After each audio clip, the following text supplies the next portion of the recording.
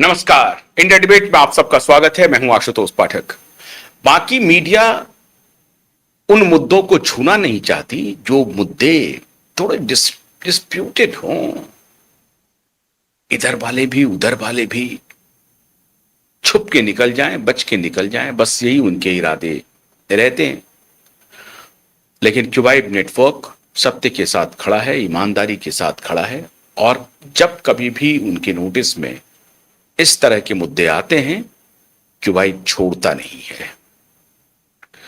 और कोविड के दौरान जो पूरी दुनिया में पाप हुआ, महामारी के दौरान किस प्रकार से दुनिया भर की सरकारों को लपेटे में लिया गया, केवल भारत नहीं, दुनिया भर की सरकारों को एक माफिया ने अपने कब्जे में किया। कई कई जगह तो सरकार उनके साथ चली गई विलिंगली, और कई जगह मजबूरी ऐसी खड़ी हो गई जहां उन माफियाओं के साथ ही उनको रहना पड़ा, उनके नैरेटिव में ही रहना पड़ा। क्योंकि उस वक्त जो नैरेटिव चलाने वाले थे उनको एक बहुत बड़े वर्ग का मतलब बड़े माफिया समूह का, फार्मा का बड़ा समर्थन था। और उस वजह से भारत में भी समझिए कि भारत की सरकार को बरगला दिया गया। सीधे रूप में अगर आप कहें तो मोदी को इन भ्रष्ट माफियाओं ने एक प्रकार से गुमराह किया, कब्जे में किया, और किस रास्ते पर मोदी चले ये मोदी को तय करने दिया ही नहीं। मोदी सिर्फ फंसते चले गए।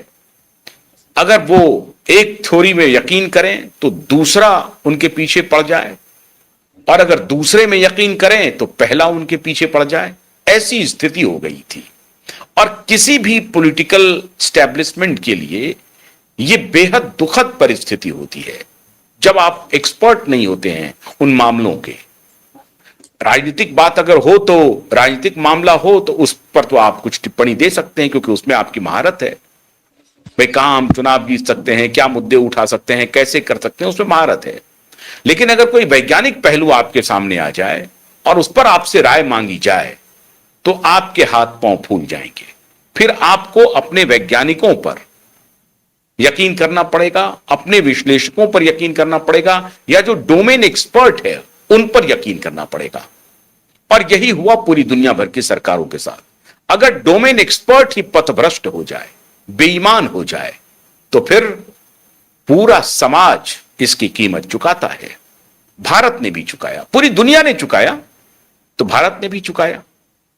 लेकिन दुनिया में कम से कम एक बात तो हो रही है, और वो बात है कि अगर किसी ने गलती की, दुनिया में भी, कम से कम अमेरिका में जहां से इस बात की शुरुआत हुई, अमेरिका में कम से कम इस बात की तहकीकात हो रही है कि जो गुनहगार हैं, जिन्होंने ये पूरा षड्यंत्र किया, ये षड्यंत्र रचा, जिसमें आज तक का सबसे बड़ा अपराध हुआ मानव सभ्यता के साथ, तो उन अपराधियों को, उन आरोपियों को धरपकड़ हो रहा है, उसकी पूछताछ हो रही है, और कानून सम्मत कार्रवाई क्या हो सकती है इस पर काम हो रहा है। आज इसी मुद्दे पर हम बात करने के लिए आए हैं। आप सबको मालूम होगा कि एक एंथनी फॉची नाम का शख्स है जो तब 2020 में अमेरिकी राष्ट्रपति के हेल्थ एडवाइजर थे, सलाहकार थे। और वो न सिर्फ हेल्थ एडवाइजर थे बल्कि नेशनल इंस्टीट्यूट ऑफ हेल्थ, जो अमेरिका की बहुत ही प्रीमियर इंस्टीट्यूट है, सरकारी संस्थान है, एपेक्स बॉडी कह सकते हैं, उसके वो डायरेक्टर थे। इस विभाग में तकरीबन 40 साल तक इसने सेवा दी। बड़े ब्यूरोक्रेट थे, कोई डॉक्टर नहीं थे, लेकिन डॉक्टर एंथनी फॉची खुद को कहते थे। इनका मैसिव कॉन्फ्लिक्ट ऑफ इंटरेस्ट रहा फार्मा प्रेमिसेस के साथ, और घोर अपराध की श्रेणी में अब ये आ रहे हैं। हालात ये हो गए कि उस वक्त तो अमेरिका में सरकार बदल गई, लेकिन जो नई सरकार आई वो पूरे षड्यंत्र में शामिल थी। नई सरकार का मतलब जो बाइडेन की सरकार थी, जो लेफ्ट लीनियन गवर्नमेंट थी, वो पूरी तरह से इनके षड्यंत्र में शामिल थी। और एक निशाना डोनाल्ड ट्रंप भी थे। लेकिन डोनाल्ड ट्रंप तो बाद में थे, लेकिन माफिया कमाना चाहते थे। एक जो बाहरी शक्ति है जो पूरे दुनिया को नियंत्रित करती है, वो शक्ति इसमें लगी हुई थी। और उन्होंने डोनाल्ड ट्रंप को तो सबक सिखा दिया, उनको सत्ता से बाहर कर दिया, लेकिन प्रकृति अपना न्याय खुद करती है।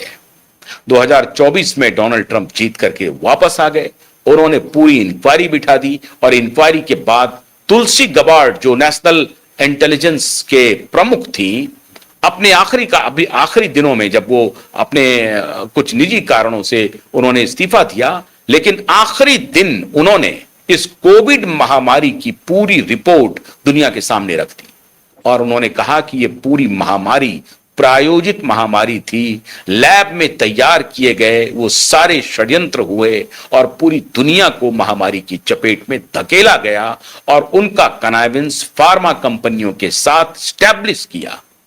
और उसमें जो गुनहगार हैं, सबसे बड़े गुनहगारों में एक वो है एंथनी फॉची, जो कि उस वक्त अमेरिका के राष्ट्रपति के हेल्थ एडवाइजर थे। अब उसी एंथनी फॉची को, और वो जाते जाते बाइडन अपने आखिरी कार्यकाल में, जब बाइडन का हार गए थे 2024 में, तो आखिरी दिन बाइडन ने इस शख्स को अपने राष्ट्रपति के अधिकारों का प्रयोग करते हुए माफीनामा पर सिग्नेचर कर दिया। मतलब इस व्यक्ति ने जितने भी कृत्य किए हैं उसके लिए इनको पार्डन साइन करके दे दिया। अब ये बहुत बड़ा कॉन्स्टिट्यूशनल राइट है अमेरिकी राष्ट्रपति के पास कि अगर वो किसी को माफी दे देता है तो फिर उसके खिलाफ इस तरह की कोई कार्रवाई होगी नहीं। लेकिन जांच पड़ताल के बाद सारे रिपोर्ट, सारे डॉक्यूमेंट्स, सारे विश्लेषण इस शख्स के खिलाफ आए और अभी होमलैंड सिक्योरिटी कमेटी जो है अमेरिका की, उनके सामने में इनका फाइनल टेस्टिमनी हुआ। और फाइनल टेस्टिमनी में इस शख्स को यह तक भी नहीं इजाजत मिली कि ये अपने वकील को ला रहे थे, कहा कि नहीं आपको टेस्टिमनी देनी है।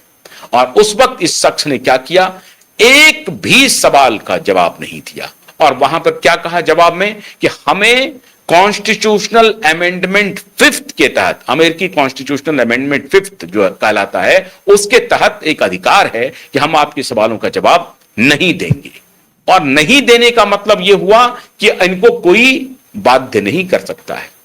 एक बार जो सेनेटर इनसे सवाल जवाब कर रहे थे उन्होंने इनसे पूछा कि भाई ये क्या है अमेंडमेंट 5th अमेंडमेंट, पता है आपको किसने करवाया था? वो एक क्रिमिनल अटॉर्नी ने करवाया था, यह भी इनको मालूम नहीं था। और उसका भी जवाब उन्होंने यही दिया कि नहीं, मुझे जो कॉन्स्टिट्यूशनल अमेंडमेंट के तहत जो अधिकार हैं, मैं आपके सवालों का जवाब नहीं दूंगा। साबित हो चुका है सब कुछ। अब इनके खिलाफ जो क्रिमिनल प्रोसीडिंग्स होगी उसकी, तो अब इन सारे मुद्दे पर हमारे पास, मैं अपने तरफ से कुछ नहीं कहूंगा, लेकिन हमारे साथ जो विशेषज्ञ हैं, डॉक्टर अमिताभ बैनर्जी और डॉक्टर अरविंद कुशवाहा, इन दोनों का स्वागत करते हैं। माफी चाहता हूं डॉक्टर साहब, आपको थोड़ा सा इंतजार करवाया, लेकिन इसके पहले कि आप दोनों से प्रतिक्रिया हम शुरू करें और भारत में क्या होना चाहिए, हम जरा सा एक वीडियो देखते हैं जिसमें यह व्यक्ति किस प्रकार से सारे सवालों को डॉज कर रहा है, उससे भाग रहा है और एक ही उत्तर बार बार दे रहा है ताकि दुनिया भी देखे। Things, it's because during the pandemic you got rich, didn't you? You got rich while people were dying, hundreds of thousands of Americans, over 1 million in the end, and you were getting rich. And not only were you doing that, you were using federal employees with taxpayer money to apply for and solicit cash prizes for you personally. Cash prizes totaling over $1 million. You did all of that during the pandemic, didn't you? That's a question. On the advice of counsel, I respectfully decline to answer based upon my rights under the Fifth Amendment to the Constitution. You remember Greg Folkers? Who was that? On the advice of counsel, I respectfully decline to answer based upon my rights under the Fifth Amendment to the Constitution. Your chief of staff is the answer. Do you remember Patricia Conrad? Who was that? On the advice of counsel, I respectfully decline to answer based upon my rights under the Fifth Amendment to the Constitution. She was your personal assistant. And what were these individuals doing in the depth of the pandemic in November of 2020 when millions of Americans were suffering from COVID? What were they doing? I tell you what they're doing. Folkers was on your behalf soliciting and gathering information for a cash award. Let's look at it. We've got his email right here, right over my shoulder. Volker says, I'm working on this nomination for the Dan David Award for Fauci. We need to beef up the COVID part. Do you have language in the can that you could share that delineates how we responded in new ways to COVID? He sends this to multiple federal employees. What was the Dan David Award? Do you remember, Doc? On the advice of counsel, I respectfully decline to answer based upon my rights under the Fifth Amendment to the Constitution. It was a $900,000 cash award. $900,000 cash award. And he got it because he used federal employees to get it. And this wasn't the only award, was it, Dr. Fauci? In fact, you applied for and received at least 8 other federal cash prizes on federal time using federal employees and federal resources. Here they are over my shoulder.